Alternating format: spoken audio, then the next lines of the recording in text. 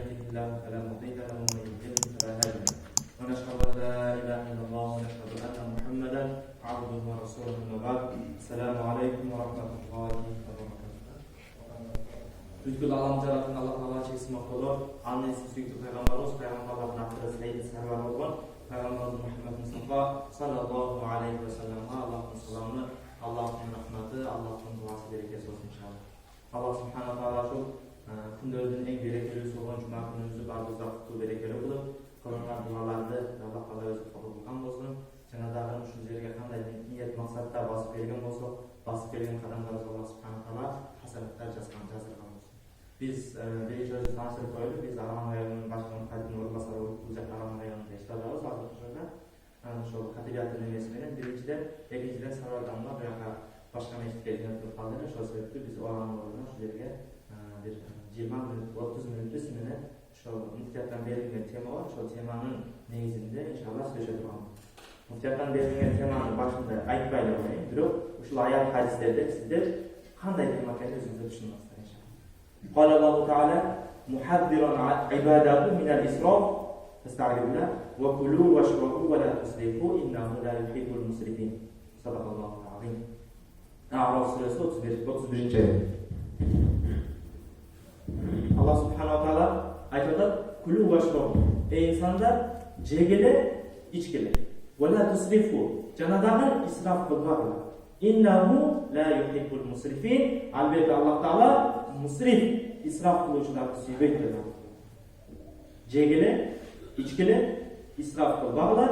Sebebi Allah Taala israf qiluvchi jek ko'radi, jamon yaxshi ko'rmaydi. Anabi Dawud al-Aslami radhiyallohu anhu Nabi sallallohu alayhi vasallam qala: "La tazulu qadama 'abdin yawm al-qiyamah hatta yus'ala 'an arba'in." Peygamber Aleyhisselam aytadi: Kıyamatda insanın, adam balasının budu yerden kötörülmeydi degan söz. Al degeni, kıyamatda adam, insan beyişke dağın, dozoga dağın düşmeydi, uşul 4 soruğa cevap vermeyince. Uşul 4 soruğa cevap veririz, andan keyin anın beyişi, candan keyin anın dozoga çeşidi. Uşul 4 soru. 4 soru qaysi soru? وَعَنْ عُمْرِهِ فِيمَا أَفْنَى وَعَنْ عَيْشِهِ فِيمَا فَعَلَ وَعَنْ شَبَابِهِ فِيمَا أَبْلَى. Birinci soru. Sen sana şunca ömür verdin, 60 yıl, 70 yıl, 80 yıl, oşul ömrüngü emnege sarptadın degan birinci soru. Uşul soru okan. Misalı, az studentler bolsa misalı, studentlerge bir жерге экзамен тапшыра турган болса misalı. Ал экзаменден өтсө жакшы, өтпөй калган болсо, анын көп болсо bir диплому, же болбосо көп болсо bir кичине кагазы чечилет да, ошол экзамен менен. Ошол имтихан.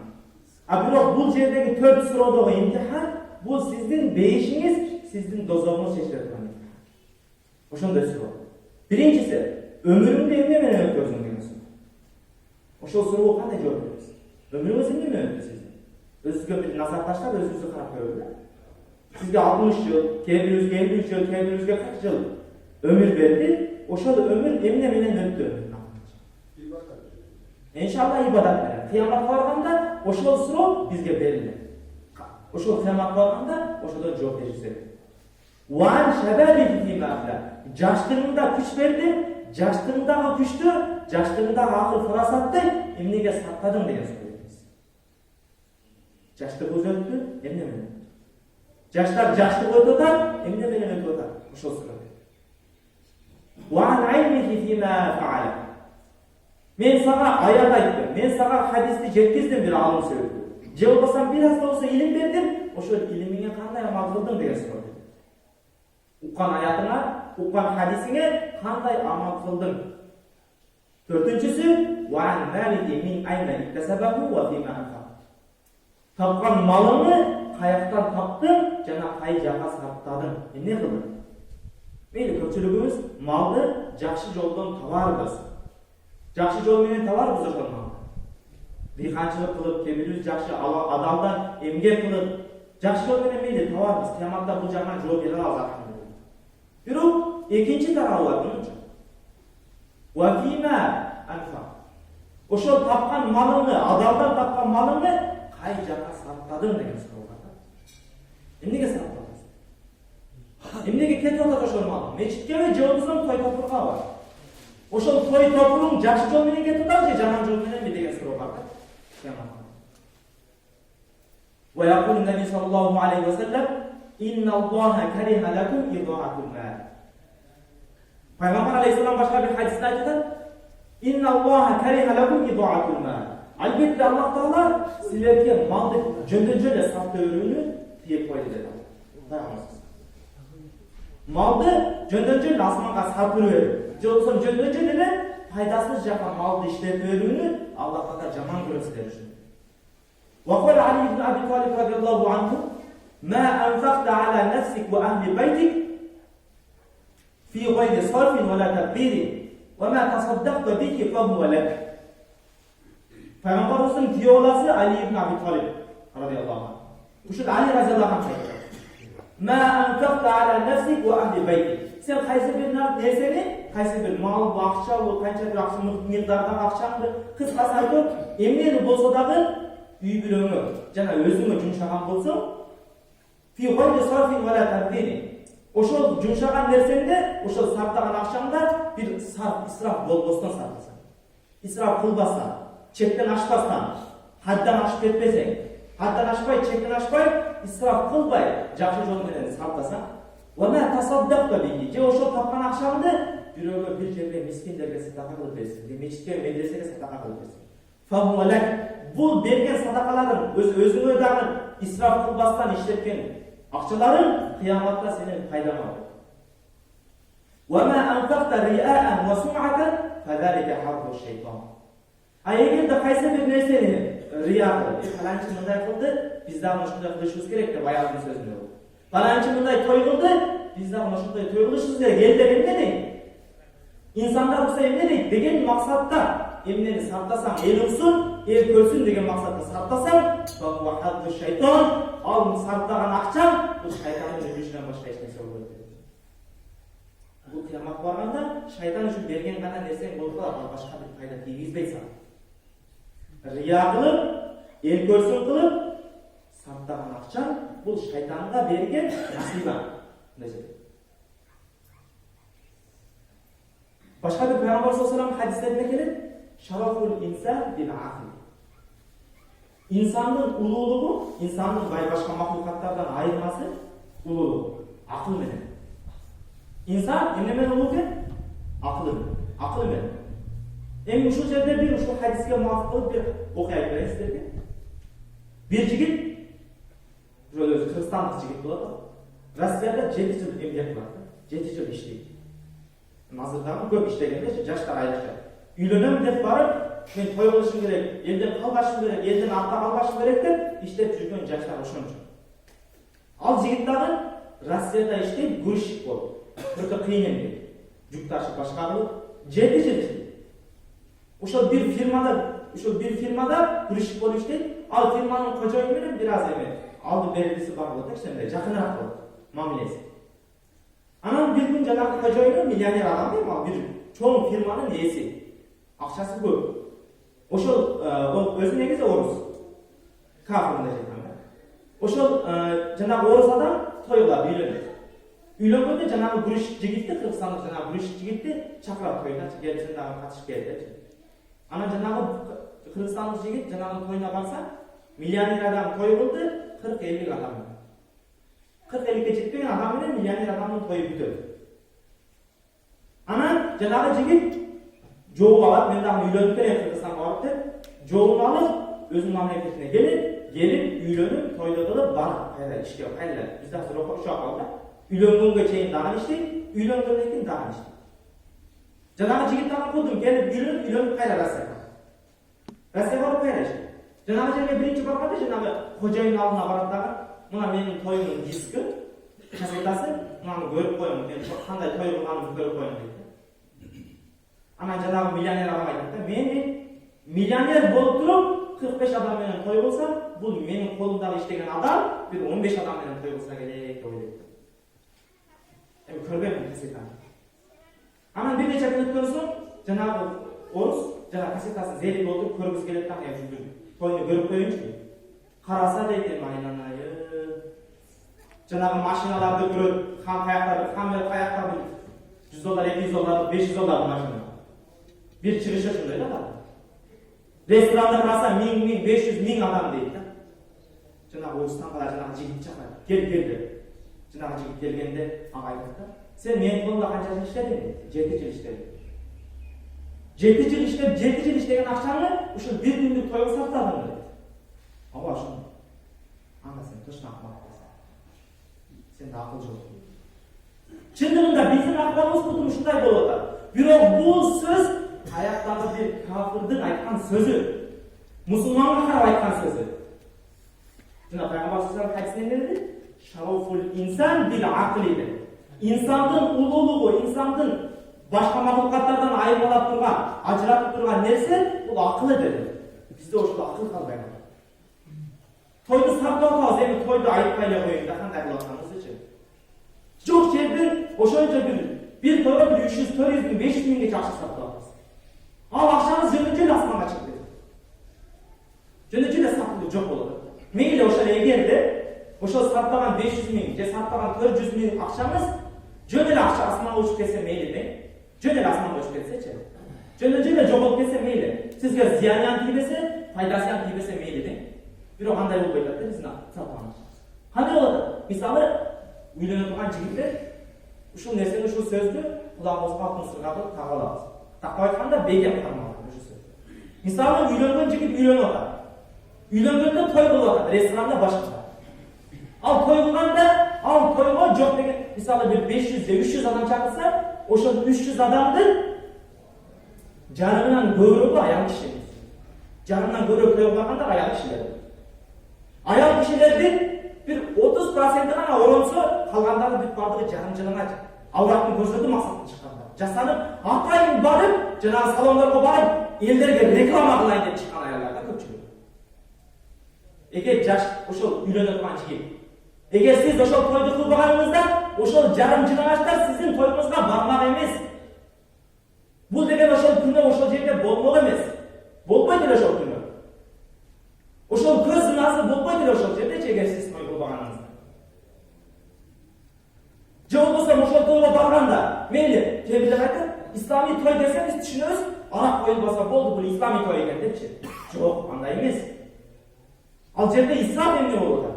Al жерде başka bir oşunçu nerse, siz alap koyduğun çakadağın içe turganlar sizin toyunuzga 2-3 topluluğu alıp durup, bari içi açık. Özlerinin akşası olsa yani içi açık. Eğer siz toy kılbağanda, oşal 2-6 yaş birikmeydiler, ara geçişmeydiler. Bu kadar siz seveceksiniz. Toy kılbağında. Je olmasa, başka bir oşuğun, bura mes meseleler köp. Karasanız emin toyduğun meseleni, Janağı жерде билеп аткан өзү бизде Орта Азияда ушундай адеп бар. Башка жактарда андай адеп жок эле. Бир Орта Азияда ушул адеп, ушул тартип бар. Аял киши кайнатасынын көзүнө карай албайт эле Орта Азиядачы. А тойго барганда азыр эмне болуп атат? Келин кайнатасынын, күйөөсүнүн, атасынын көзүнө эмес, анын алдында кыйчакта ойноп жүргөн мезгилдерди көрүп атабыз да. Бул кандай көрүнүш? Эгер сиз той кылбаганда, ошол жерде ошол келиндер оюнга түшпөйт эле. Ушундай көп жанагы айткандай, жанагы 400 миң акчаңызды ар бир сомуна күнү алып калтасыз деген сөз чыгып атты, эгер ошондой болсоңуз. Аллах сактасын бул нерсе. Ошондуктан тойду түз өткөзөлү. Бул той өтө бир чоң нерсе, чоң. Мисалы Пайгамбар саллаллаху алейхи ва саллям кызы Фатима энебизди Али разияллаху анхуга берген мезгилде, Али разияллаху анхунун колунда эчтеке жок. Али эмне бар колунда? Ал айтты, сиз берген жанагы соут деп коет, сыртынан кийген. Ошондой бир зырт, ошондой бир соут бар. Айтты Усман радиаллаху анху бар ошону сатып бер, сатып бир нече нерселер алып кел, ошону менен той өткөзөт. Ошону сатып 1-2 килограмм курма жана бир нерсе, кичине бир нерселерди кошту, ошону менен той өткөп кетти болду. Бул Али радиаллаху анху о кыяматка чейин ат кала турган инсан. Тирик мезгилинде бейиш менен кушка байланган, бейиш менен башаратланган инсан. Анан ошондой улуу инсандын тою кичине нерсе менен өткөн болсо, сиз менен биз тоюбуз кандай болот деген сөз. Каяка кетип атабыз, эмне той кылып атабыз? Пайгамбар саллаллаху ошол тойдогу акчаларды бир аз карасаңыз, башка бир жакшы жолдорго, мечиттерге, башка бир жолдорго сатасаңыз болот. Канча жетимдер жүрөт, канча бир жесир калган аялдар калат. Пайгамбар алейхиссалам хадисте айтат: "Ас-са'i 'алал-амала Kel mücahidi fi sabilillah avil qaimil layl ve saimun nahar dedi Peygamberimiz. Cesur kalgan, kuyosuz kalgan ayağına biraz da olsa tamak aşınan cevap vergen adam bu Allah yolunda cihat kılıp, tünümenen ibadet kılıp, tünümenen oruç tutmagan insanın soğuğuna bakıyor. Hani o şey soğukta? Peygamber sallallahu aleyhi ve sellem hadisini aytdı. Kafirul yatim kehatayni fil cennet. Cebinde özünün kepilliğini algan, cebinde özünün himayasını algan, cebinde özünün canını alıp cebinin başını sılagan adam menimenen kıyamatta beyişte şunday barabar bulup beyişke şunday girer dedi. Uşul eki barmak kanday birbirine jakın bolsa, oşonday beyişke birbirine jakın bolup girer dedi. Cebinde para var. Kana oşol akçanızı sattanız cebinde. Oşol akçanızı sattanız cesirge. Oşol akçanızı sattanız medresege, meçitge. Biz anlayalım. Meyli meçit medrese dese bizge oğur gelir. Tam desece. Meçitke medrese şunday jakşı işlerge sattar deseniz oğur gelir. Meyli oşol jakşı işlerge sattı olsanız yok degende özünüzge sattanız oşol nerseniçe. Eger siz oşol toydoğu israf koşuluklarda jogotsanız, toyda israf kılbay, toyda İslam ötközgөн bolsanız, siz degan akça köpçülük nesege жетет. Керек болса барып айланып келгенге de акчаңыз жетет. Bizimkiler emне үчүн? Мисалы аялдар келинге үйлөнөт.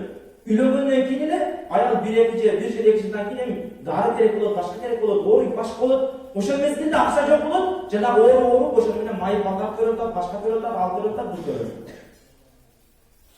Акча жок мунун. Акчаны эмне кылдыр ал 2 жаш акчаны bir күндүк тойго саттаган эле башында. Ал ошол акчаны үнөндүр, бираз жакшы сарптап, чектен ашпай, haddan ашпастан сартаганда ошол акчасы керек болсо айланып бираз келген дагы жетет эле. Жок дегенде ошол акчаңызды эгер тойго сартайдыган акчаңызды мешит медресеге мени бербеңиз. Жок дегенде ата-энеңизге берип, жок дегенде машина алып берип койгон ата-энеңизге чындап. Атаңыз канча кыйналды сизди бакты, энеңиз канча кыйналды сизди карады. Бизде мындай болот да, той кылабыз, мисалы жигиттер ойлонот. Той кыласыз, сизди 20 жыл баккан энеңиз бар. Сизди 20 жыл баккан атаңыз бар. Тойго чейин үйлөнгөнүңүзгө чейин канча кызмат кылды аларчы. Жок дегенде ошол той күнү дагы бираз урмат көрсүн. Биз той күнү дагы өзүбүз төргө чыгып алабыз, ата-энебиз дагы эле жүгүрүп кызмат кылчу. Андай болбосун. Biz özümüz hakaklıkla özümüz kılıp koyğanday bardıq dersene-çi. Ata-enemiz oşol sizge kızmat kıldı. Jok degende oşol toyuңuz günü urmattan alardı. Oşol törünü özünüz keliniңiz menen, ayağınız menen oturup algan жерди ата-энеңизге boşaltıp berin oşol жерди. Ата-энеңиz oşol otursun oşol жерде. Bizimkiler daha öyle kelinki özleri var, Cenab-ı toyga oturtap dagı, ata-enesi karasa oyaka jugurmay, buyaka jugurmay. O toyga çeyin Cenab-ı ata акчасын эсептеп, уже чакарып кеткен да, давление болот, башка болот. Эне экөтүн ошол. Кантип акчаны жеткизем ошол тойго. Кантип себептерге жеткизем, кантип башкага жеткизем, кантип кудаларга жеткизем деп ойлоно берип давление ашып кетти жанагыларчы. Ошол тойду исламий кылганыбызда, ошол ата-энеңиз дагы жок дегенде оорубайт эле, башына чач түшпөйт, ак түшпөйт. Биз ошондой ашыкча чыгымдар менен, ашыкча бир расходтор менен ата-энемизди дагы кыйнап коюп атабыз. Алардын өмүрүнүн кыскарышына себеп болуп калып атабыз. Анан давление ташкан, башка болгон больницага жетип, ошол менен тезирээк көргөзүп кетип атат кабыргачы. Жок эмес. Бул сиздин ата-энеңиз, сизди урматтай турган инсан. Сиз аны урматташыңыз керек болгон инсан. Жок дегенде тоюңуз күнү ошону урматтаңыз. Муну кылса болот. Бир дамайда мага деп бирөө келди дейт. Адамга ушундай исламий той кылайын деп атам. Кандай кылам деп бир маслихат бериң, бир кеңеш бериң деп келди. Анан мен ага жарым саат түшүндүрдүм дейт. Мана кыласыңдай деп жарым саат түшүндүрдүм. Болуптур атамга эми үйгө барып, аягы менен бир маслихатташайын деп. Байкунаса дейсиң да. Аягы менен маслихатташат десин, дамла менен эмне үчүн маслихатташасың сен? Үйдө эркек киши Пайгамбар саллаллаху алейхи ва саллям хадисте айткан: "Ал-раджулу ра'ин фи ахли байтиhi ва мас'улун анху." Эркек киши үйдө башчы, эркек киши кыяматта жооп берет dedi. Damladan uyende damla mağaza, mesela sarvardanma başka adamlar gelip, yarım saat, 1 saat mağaza kılap, an uğaz diye şunda kılış gereken deyist alıp, uyumuzda barsanız ayağımız aydak da, palançı falan, mınanday dedi, mınday kalsa boğayıp geldeyiz, жарым саат сүйлөгөн жок, 1 мүнөттө баягы аялыңыздын сөзүнө келип ошол нерсени кылып тастаган. Ол бир аял хадис менен жанагы халасынан ошол бир тайжеси, абижеси кимиси болсо дагы ошол нерсени бул жаман болот экен дегенге бир далили жок анынчы. Өзүнө бул жаман болот, мындай кылсам болот экен дейт. А ошонун аркасынан сиз дагы жүрөсүз да. Айтайын деген маселе эмне билесизби? Айтайын деген маселе эркек киши үйдө башчылыкты жоготуп койду деген маселе. Эркек киши аялдын айтканы менен жүрүп калды деген сөз. Акчаны барып аялыңызга бересиз, тапкан акчаңызды каалаган жагына сарптап алат да. Андай эмес. Сиз үйдө башчысыз, сиз башкарың үйдө. Ошол тойду дагы ислами кылып сиз башкарың. Ислами той болсун ошол тойуңуз.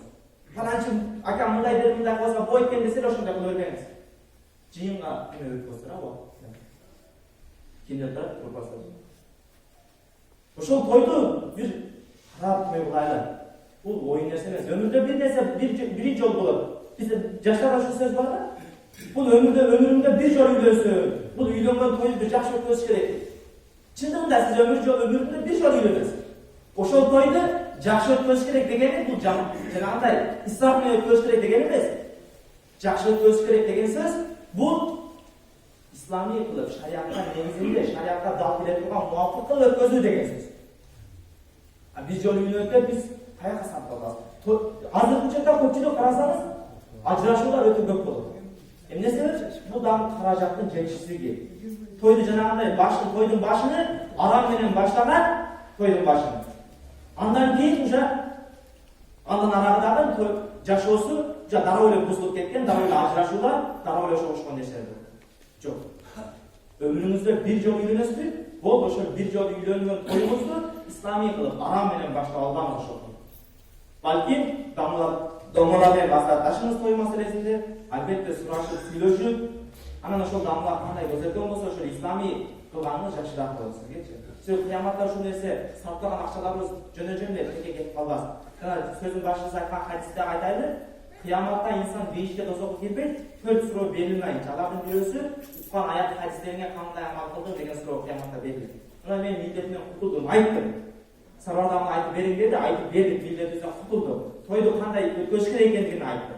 Исрафчылыктарды кылбаңыз деп айттым. Эми бул жагы кыяматта суроо турган нерсе сиздин өзүңүздө. Кыяматта жол бере турган нерсе өзүңүздө калды, өзүңүз жол бересиз. Сиз уктуңуз болду. Биз милдеттен кутулдук, сиз дагы үйдө башчылык милдеттен кутулуңуз. Кыямат барганда аялыңыз, кадыныңыз, балаңыз сиздин жакыңыздан келип калмасын. Ата, мага айтпадың эле, мындай той кыл дебедиң эле деп, кыямат барганда сиздин жакыңыздан балаңыз же болбосо сиздин аялыңыз карманбасын. Сизди дозокко жетелеп кире тургандар болбосун. Балким сиз шаркый түрдө, шариаттын негизинде той кылыңыз,